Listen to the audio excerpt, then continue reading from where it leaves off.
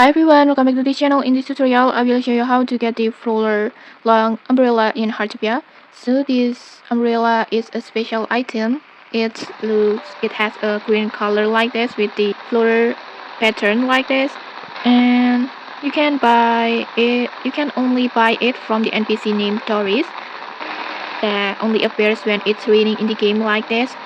Go meet her at the Art Street area at this area, and then next just talk to her, this NPC Doris, and then just tap on Fortune's door, and then just hold down until you see the umbrella items like this.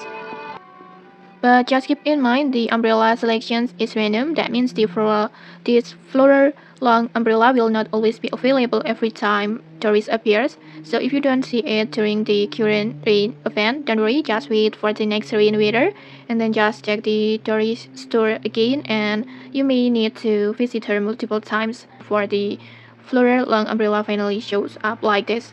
And okay, that's basically the easiest way to get it in Heartopia. If you found this helpful, don't forget to like, comment, and subscribe for more tutorials. Thanks for watching and see you!